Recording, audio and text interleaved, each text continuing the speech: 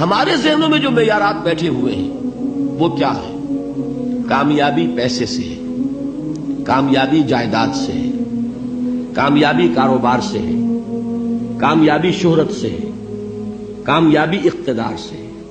یہ معیارات ہیں. جو جتنا دولت مند اتنا کامیاب، جو جتنا مشہور اتنا کامیاب، جو جتنا پاپولر اتنا کامیاب، جو حکومت پر پہنچ گیا کامیاب، جس نے بڑا کاروبار جما لیا کامیاب، جس نے بہت جائیداد بنا لی کامیاب. یہی ہے اصل میں ساری بس کی گانٹھ.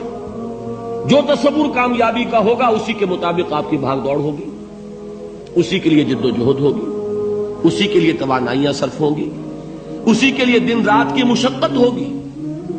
یہ ہے اصل شے جس کی یہاں نفی ہو رہی ہے. کامیابی دولت سے نہیں، کامیابی شہرت سے نہیں، کامیابی اقتدار اور طاقت اور حکومت سے نہیں، بلکہ کامیابی ہے ایمان سے، عمل صالح سے، تواصی بالحق سے، تواصی بالصبر سے. آپ غور کیجئے اس نقطہ نظر کا، اس ایٹیچیوڈ کا، یہ جو مینٹل ایٹیچیوڈ ہے اس کا بدل جانا ہی انسانی شخصیت کے اندر انقلاب برپا کرے گا. اب آپ کا نتیجہ کیا نکلا؟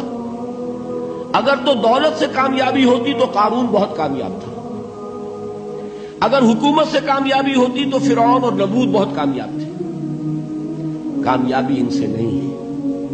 کامیابی انسان دولت میں قارون کی دولت تک پہنچ جائے اور دنیا میں دبدبہ اور اقتدار اور سلطنت اور حکومت کے اعتبار سے وہ نمرود اور فرعون کا مقام حاصل کر لے، وہ ناکام ہے، خائب ہے، خاسر ہے، برباد ہے.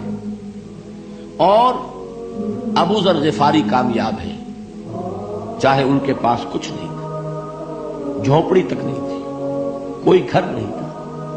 حضور نے فرمایا ہے اللہ کے کچھ بندے ایسے ہوتے ہیں جو کسی محفل میں جانا چاہیں تو انہیں اجازت نہ ملے، جو کہیں اگر رشتہ کرنا چاہے کوئی ان سے رشتہ کرنے کو تیار نہ، کہیں کوئی سفارش کرنا چاہے تو ان کی کوئی بات ہی نہ سنے. لیکن اللہ کے ہاں ان کا وہ مقام ہے کہ اگر بھولے سے بھی کسی بات پر قسم کھا بیٹھتے تو اللہ ان کے قسم کی لاج رکھتا ہے. یہ ہے فرق. یہ جان لیجیے اچھی طرح.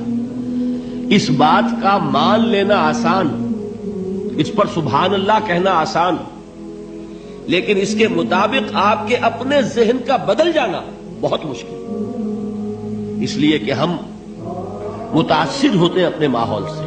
وہ بڑا محل ہے، دیکھ کر ایک دفعہ جھجری آتی ہے، وہ بڑی سی 20 فٹ لمبی کار سناٹے کے ساتھ آپ کے پاس سے گزر گئی.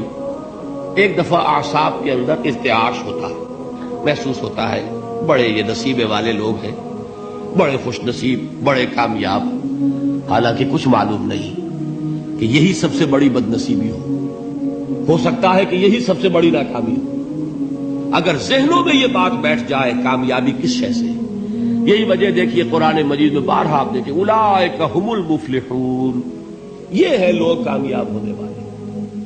آج یہ آپ نے نماز میں وہ آیات سنی، یا ایھا الذین آمنوا ارکعوا واسجدوا واعبدوا ربکم وافعلوا الخیر لعلکم تفلحون.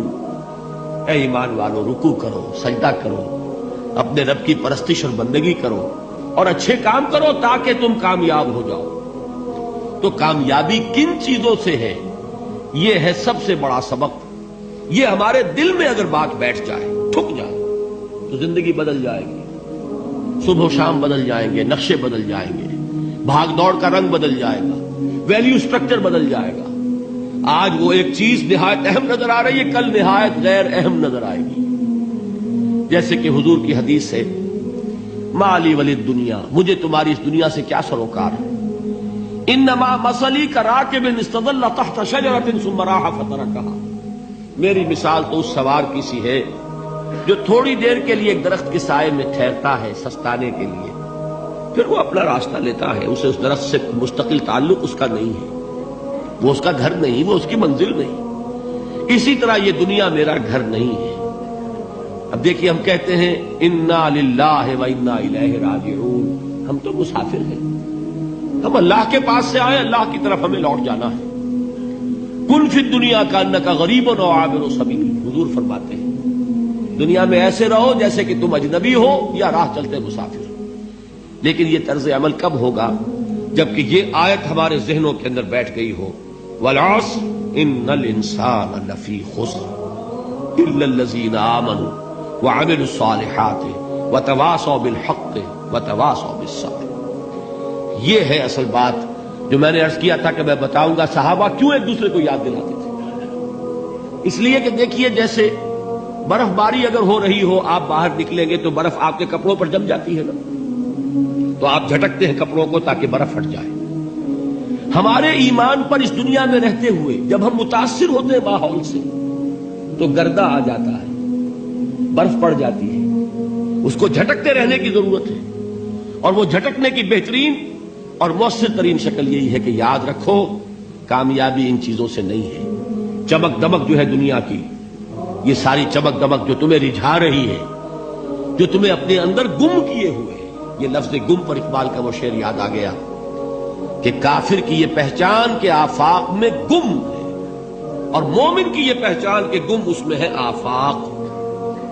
تم گم نہ ہو کر رہ جاؤ، اس میں مبہوت نہ ہو کر رہ جاؤ، مرعوب نہ ہو کر رہ جاؤ، دنیا ہی کی محبت تمہارے اوپر ڈیرے نہ ڈال دے، تمہارے دلوں کے اوپر مسلط نہ ہو جائے۔ لہذا تازہ کرتے رہا کرو، والعصر ان الانسان لفی خسر الا الذین آمنوا وعملوا الصالحات وتواصوا بالحق وتواصوا بالصبر۔ پھر یاد کر لو، پھر تازہ کر لو اپنے اس یقین کو کہ کامیابی دولت سے نہیں، کامیابی ثروت سے نہیں، کامیابی اقتدار سے نہیں، کامیابی شہرت سے نہیں، کامیابی جائیداد سے نہیں، کامیابی ہے ایمان سے، کامیابی ہے عمل صالح سے، کامیابی ہے تواصی بالحق سے، کامیابی ہے تواصی بالصبر سے۔ یہ چار چیزیں ہیں کہ جو کامیابی کے لوازم